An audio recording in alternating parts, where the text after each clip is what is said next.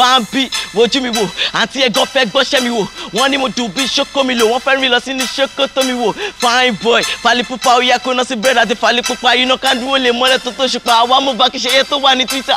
Ṣé you be friend or principal for wọ́n sọ̀rọ̀ wa àwọn ẹlẹ́ni sọ́fọ́.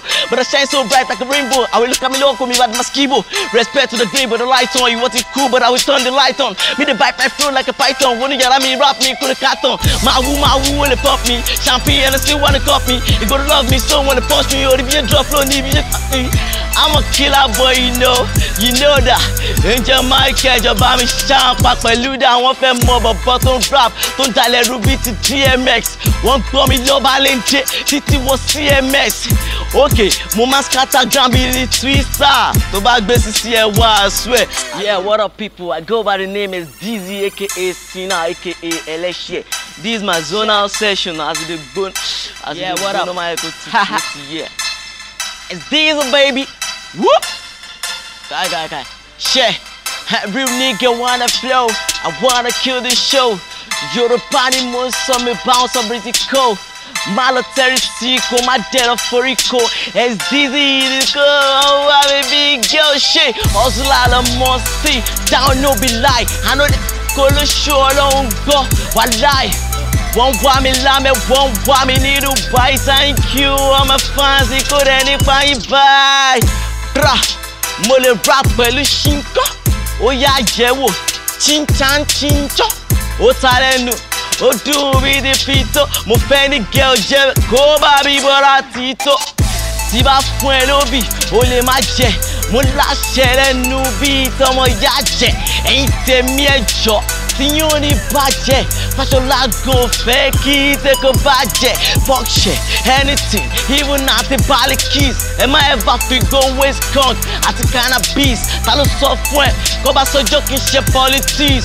One love everybody, all I want is peace, Ọ̀dẹ̀ ló like, èmi kan náà lórí mic. Mo dúdú bí G Mike, I'm the kind of guy you go like. No sleeping on top bike, mo ní chukuchuku lẹ́nu bí spike. I'm not here to fight, I'm here to turn on the light, no be fight. Kí ló dé tẹ́ lọ́n pariwo, bí ti woof. Tó bá pera lábalábá, èmi gan sef dope. Ìgbà tí mo jẹ bread agége mo jẹ love. Nobody to read me, nobody to show me love. Gbàgbé bó ṣe jẹ́, kó yá gbàgbé bó ṣe ṣẹlẹ̀. Àwọn yàtọ̀ sáwọn tó ń fi ọ̀pá tẹ́lẹ̀. Mo sọ fún yín tẹ́lẹ̀ wípé mi ò gbàbẹ̀ tẹ́lẹ̀. But I need láti ṣayé jẹ́jẹ́ because ní ayé fẹ́lẹ́ òkè. Ó ti délẹ̀ yẹ̀ wò, èmi ṣiṣẹ́ ẹ̀ ń wò.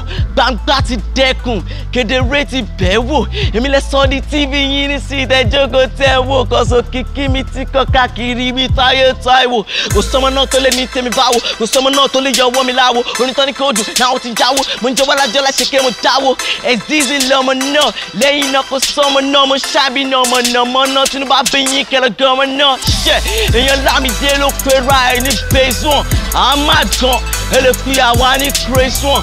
Abúlé kọ́ là ń gbé o. Phase 1, ọ̀gbẹ́ni tó bá kọjú sí rẹ̀ kí wọ́n náà phase 1. Meow. Ṣebí cat ni, ṣe ẹwà pinky, ṣebí lady tó ń chat ni. Sí Fuji rọpọpọ ṣebí ẹni tó fat ni. Kẹ bá ti gbọ́ Jimmy kẹ ti mọ̀ pé Jimmy Jat ni. Some nigga wanna see me down, wọ́n ní kẹ́ lè fẹ́ lọ́n wọ gown. Èmi ni king, ẹ ṣì máa bound. Michael Jackson lọ ga Chris Brown. Máa bẹ́gì fún ẹ, Fuji house of commotion. You talking shit about me, part of promotion, yeah! Baba daddy Jimmy, don't fool Jimmy. If you don't see me, Baba ma go you see me. You're the good thing about it that you don't see. You see me, let me be your parents. No joy, you never see me. When you pay down, money, Jimmy, excuse me, money, follow, show me, cool. If you enter my villa, everybody gonna see now. Why you will it to fuck with